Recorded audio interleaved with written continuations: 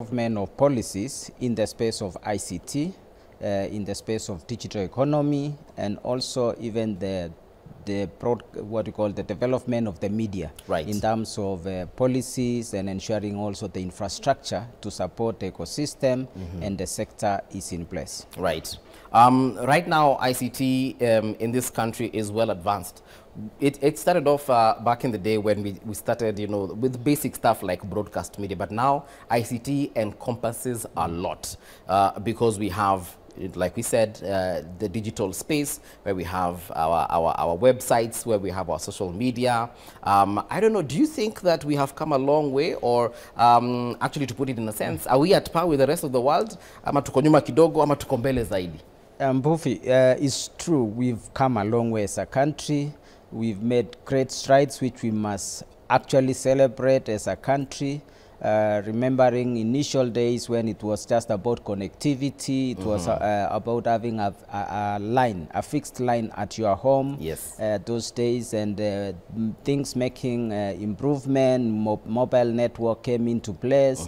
It quickly increased the penetration in the country. Right. We saw the coming in of what we call 3G networks. We saw the coming in of 4G networks. We've recently seen now fiber connectivity. Right. And it was good to see even our connectivity to global space when the first 2 fiber cables were connected at Mombasa. Right. And we moved from what we used to use satellites to connect as the primary source of global connectivity to submarines. Now we have over 6 cables connecting us to the rest of the world, and now we have fiber across the world. We have now very ambitious plans Yes. to ensure now that we take this broadband connectivity to the village. Right.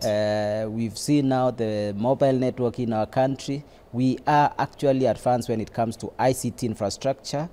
When you are in our major cities like Nairobi, Mombasa, I can tell you Kisumu, Nakuru, Eldoret, you can experience connectivity in terms of bandwidth, in terms of experience, as good as any capital of the world. So Right. that place we can be proud as a country that we made strides. Yeah. But we need to move to the next step.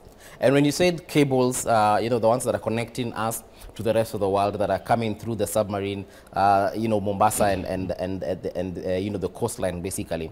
People might think it's just like a small cable, like the one on your microphone, but it's massive cables that are giving us awesome connectivity. I talk to my friends in places like Nigeria, and they tell me the connection there is bad. So we really need to appreciate the kind of connectivity and the kind of capabilities that we have in this country. You've mentioned the way we came from, the 2G network. Then we went to 3G, 4G, 5G, and of course we have fiber. Is that, what you're all about as far as the PS for ICT and the digital economy is concerned? Because a lot of Kenyans want to take advantage of this connectivity. Not just talking to my grandmother, I come from Kitui, not just talking to my grandmother in Kitui, but also making sure when I communicate and I can also do business in ways more than one, as far as that connectivity is concerned. Yeah? Yeah, as a country, we've done very well in adoption of latest technologies. Just going back to what you asked about fiber connectivity, what does it mean to connect physical cable between like Mombasa with Fujairah in UAE? Yes. It's actually a physical cable that is connected and put undersea cable. And we have over about 6 of them now currently connected, and 2 more are under implementation. Yeah. And it is it's a class. Fiber is actually a class. It's a new technology of transmitting data through light, which is fast, efficient, and huge capacity. Right. So we've laid the foundation as a country, and that's one of our mandate, is to ensure that this country have the right infrastructure for connectivity. Right. So our first mandate as a ministry is to facilitate the establishment of connectivity in the country. And this connectivity is, we're talking about fiber and other means of connectivity to ensure the citizens can access communication easily from wherever they are.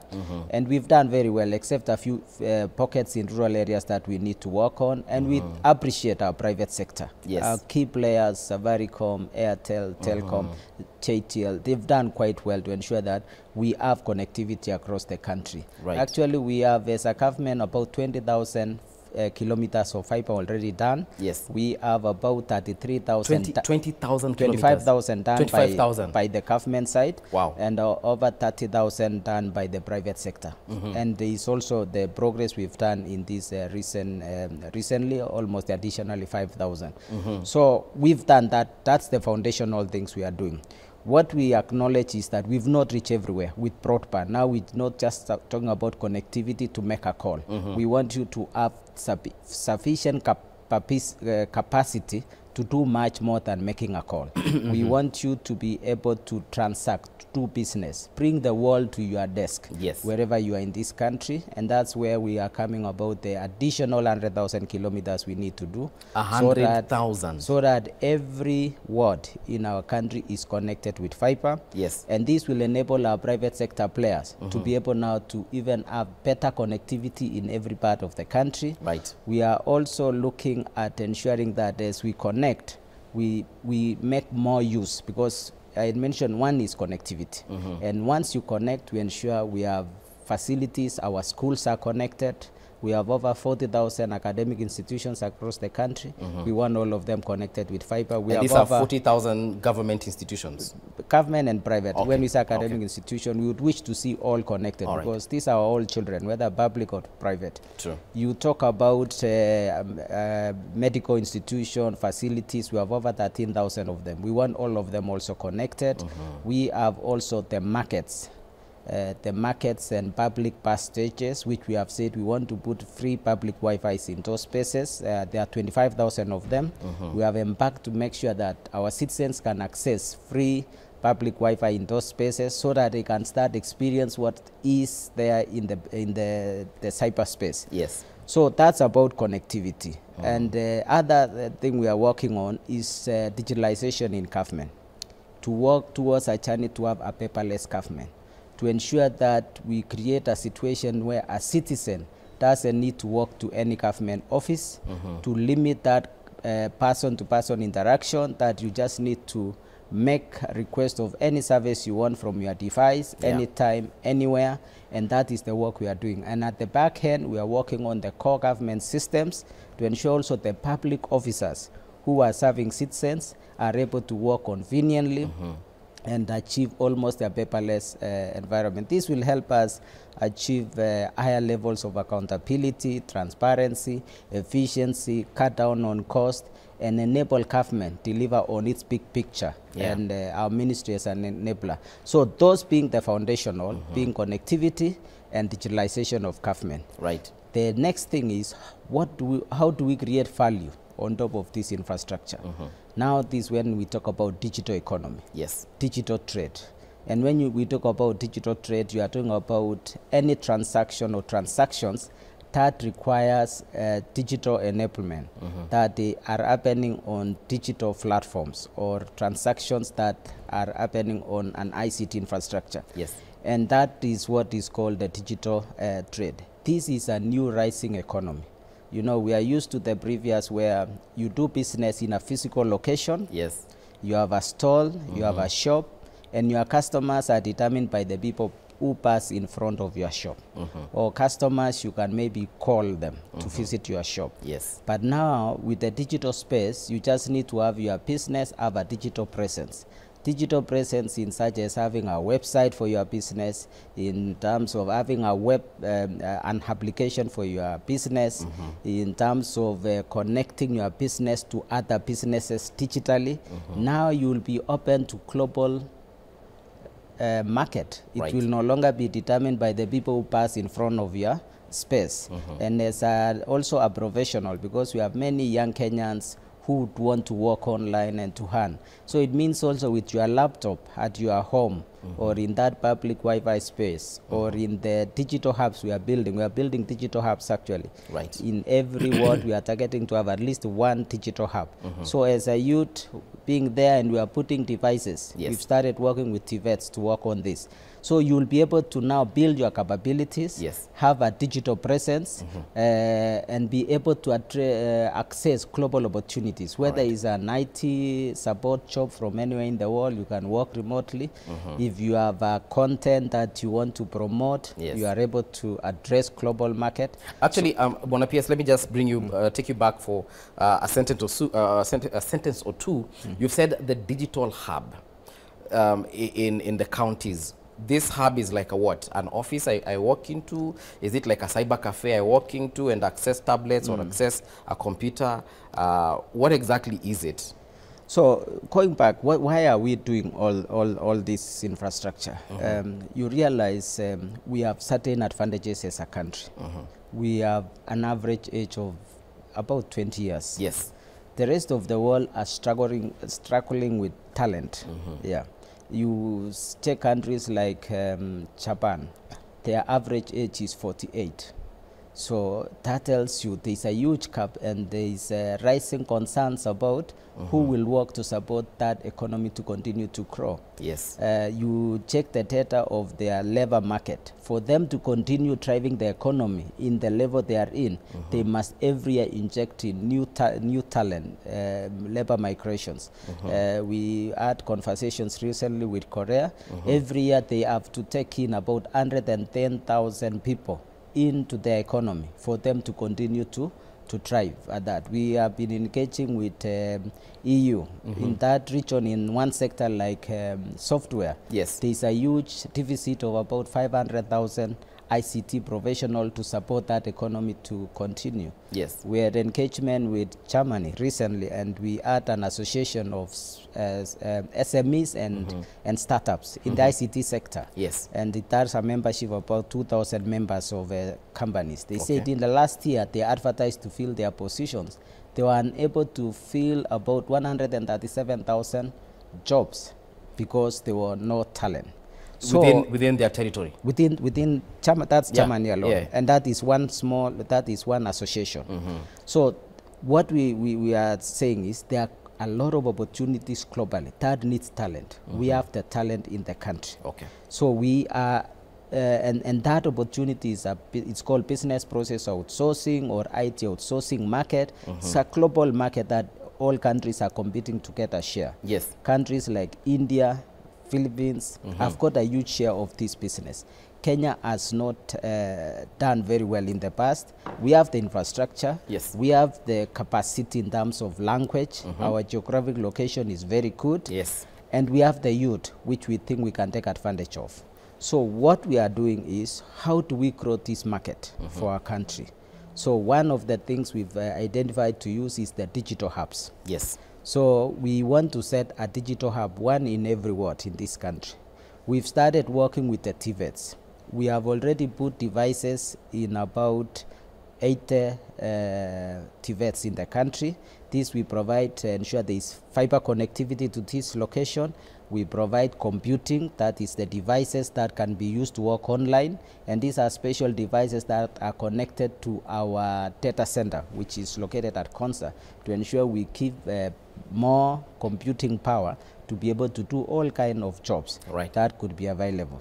So with these devices and this physical location, with a place for training, a place for working, we will also be providing additional places for media where you can record your content, where you can do now promotion of other things like digital marketing and so forth. So it's a one-stop shop where a youth or a person would want to go and to be able to get skills, find what opportunities are available globally you can do. Then you identify what skills do you need to have. Then you take necessary training courses which can also be available online. And then now you start working from there and building your capacity. Once you build your capacity, you can go and work from home or any other places to serve those opportunities. So that's what we are doing. All right. And you've said that you're talking to all these countries and territories that have all these opportunities for Kenyans. We know that here we have very good education systems where we produce a lot of teachers, we produce a lot of nurses, we know we have good doctors, and many other professions I can mention. In terms of ICT, in terms of computer geeks or computer gurus, people who can actually program, create apps, open websites, and innovate as far as the internet is concerned, do we have that much capacity such that if today Germany literally came to Kenya, we can fill in, say, those 2,000 gaps that they have? Because we have a lot of graduates coming out of universities. I think JKUAT the other day graduated at almost 5,000. University of Nairobi is going to be doing maybe another 5,000 at the end of the year. Do we have enough ICT graduates who we can say and sell them to countries that are coming to us looking for the brain power and tell them, look, we actually have these people, take them? Yes, one thing we are confident is we have the capabilities. We have excellent institutions, as you mentioned, JKUAT, Nairobi University, Moi, and Kimathi. We have universities who are producing excellent graduates. Even our private institutions, universities, Kabarak, Riaras, and these institutions, they have started producing excellent talent. And you can see some of the world top technology companies coming to set up software development centers here. They want to tap the talent at the source. We have Microsoft, who have set up a software development center here. We have Google, who are also doing the same. There are several other technology companies who have set up here to tap into this talent. So that is one. Secondly, to work online, you don't have to be an ICT person. Now you can deliver all kind of services and professional services through the digital platform. You just need to sit behind a screen or a computer and be connected, and you can offer your services. It doesn't matter which profession. What you just need to do to get is basic digital skills to be able to work online, and that's what we are promoting, digital skills that is applicable to all the professionals so that you can work online. Those opportunities available are not necessarily only ICT. There are also various kind of opportunities that are available. What we are certain is Kenya has the talent and we have the capability. We want now to institutionalize the process of identifying global opportunities. Where are these jobs? That's the question that we are working on, and we are working with a number of partners to identify these opportunities. Secondly is to aggregate those opportunities globally and get people who can help us to aggregate opportunities and bring it. The third one is how do we deliver these opportunities to our people, because also it's a sensitive process. When you get opportunity to work online, you are actually representing Kenya in a special way. It's just like sports and athletics. You will determine the brand of your country as an individual. So you'll be determining the brand of Kenyan talent. You will also be building the brand of the country. And you are not just competing with a neighboring county or the neighboring institution or a graduate of another institution. You will actually be competing and positioning Kenya. And the employers who are giving us those jobs will determine whether to add more jobs to Kenya, take it to India, take it to Philippines. And so we need to look how to build our brand as a country in the digital space, so that every employer who has important tasks to be done, who has sensitive tasks that need skill, would always prefer Kenya as the place to take their jobs. So those are the things we are working on, and we have made good progress so far. I like the way you said that we are having all these companies coming to tap everything at the source, which is here. Google, you mentioned, is one of them. I know Meta, the parent company for Facebook, also has very great interests in the country. How are we compared to the rest of Africa, and more specifically, let's say East Africa? Are we doing better than our neighbors? Are we at par? Are they doing better than us? Because yes, we do know that they want to come here and get this talent, but very soon are we being overtaken by, say, Kigali, by Rwanda, Kigali, or Kampala, Uganda, such that one day, one time, Google might think, you know what, let's go set up shop in Kampala. Yeah, of course we are not alone. When we talk about Africa, the entire African continent have the advantage of the youth. We have a youthful population. So we as a continent are competing. Right. We have advantage that the academic levels in Kenya is good.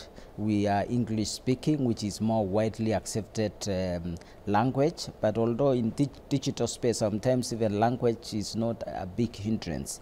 And so there is competition in terms of the brand and the country adoption. We must move quickly to ensure we open up our space for these new kind of businesses. It's called gig economy. You know, The people who bring their jobs here might just bring two kind of jobs. It's not a long-term employment like we always expect.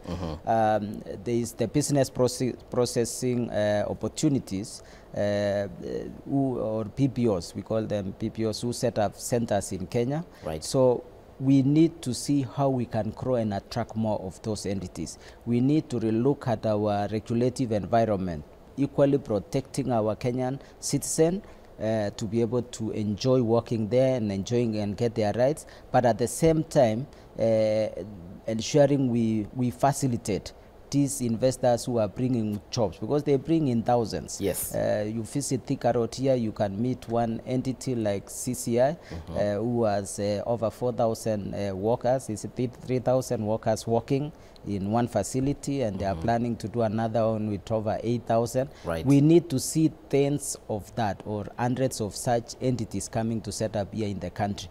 But equally, we protect our citizens, but equally facilitate them and look at our labor laws to do that balance to ensure that we are more facilitative. Thank you very much. We're taking a short break. When we return, of course, getting back and looking at some of the platforms the government is offering for you and the services you can access on those platforms and how well they are doing, and why, like the PS has said, very soon going paperless actually is the way to go, and you might not be, or rather you might be visiting a government office and working with nothing but your phone and walk out the same way, and your services will have been delivered. So do stand by for that one. We'll be right back.